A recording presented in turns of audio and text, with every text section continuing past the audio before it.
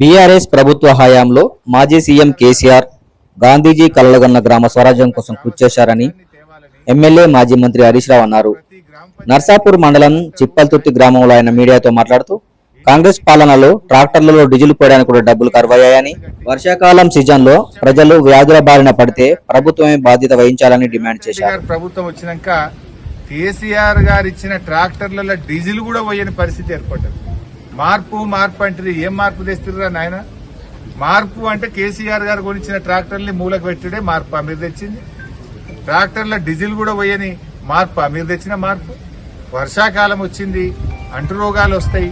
ఇప్పుడు ఊర్లో 20 రోజుల నుంచి చెత్త ఎత్తకపోతే, చెత్త ఇంటి పక్కన పోస్తే దోమలు పెరిగి, ఈగలు పెరిగి, డయేరియాలు వచ్చి అంటు రోగాలు వస్తే దీనికి రేవంత్ రెడ్డి ప్రభుత్వం బాధ్యత వహించద్దా? మాటలు కోటలు దాటుతున్నాయి, కానీ చేతులు గడప దాటని పరిస్థితి ఉన్నది. ఇలా గ్రామ పంచాయతీలో ట్రాక్టర్ల పరిస్థితి ఇట్లా ఉన్నది. ఎక్కడైనా పైప్ లైన్ వలిగిపోతే దాని అతకనీకి కూడా పైసలు లేనటువంటి పరిస్థితి ఇలా గ్రామ పంచాయతీల్లో ఉన్నది. సఫాయి కార్మికులకు పాపం ఆ డ్రైవర్ గారిని, ఆ చెత్త ఎత్తే కార్మికుడిని అడిగితే 3 నెలలే సార్ మాకు జీతం రాక, ఇట్లా పిల్లలకు స్కూల్ స్టార్ట్ అయింది, పుస్తకాలు కొనిద్దామంటే పైసలు లేవని చెప్పి ఆ సఫాయి కార్మికులు బాధపడుతున్నటువంటి పరిస్థితి. మాటలు ఏమంటారు, 1వ తారీఖే జీతం ఎత్తున్నాం అని రేవంత్ రెడ్డి తెగ రెచ్చిపోతుంటాడు. మరి సఫాయి కార్మికులు అందరికంటే పేదోళ్ళు కదా, అందరికంటే తక్కువ జీతగాళ్ళు. ఆ సఫాయి కార్మికులకు 3 నెలల నుంచి జీతం ఇచ్చే తెలివి లేదా మీ ప్రభుత్వానికి అని నేను అడుగుతా ఉన్నా.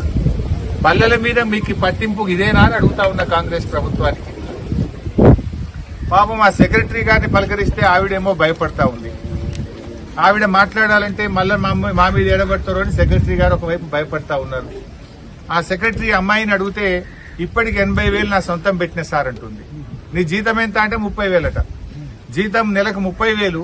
ఆమె 80,000 అప్పు తెచ్చి మిత్తికి తెచ్చి 80,000 రూపాయలతోని ఇప్పటిదాకా నేను గ్రామ పంచాయతీలో ట్రాక్టర్ల డీజిల్ పోసిన, ఇంత సఫాయిలకు వాళ్లకు నేను ఆ పైపులు వలిగితే పెట్టినా సార్. ఇప్పుడు నేను పెట్టిన 80,000 ఎట్లా రావాలో నాకు అర్థమైతలేదు అంటున్నా.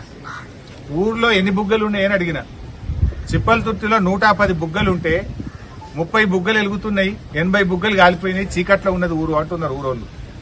అంటే బుగ్గలేయనీకి కూడా రేవంత్ రెడ్డి గవర్నమెంట్ లో పైసలు లేవా?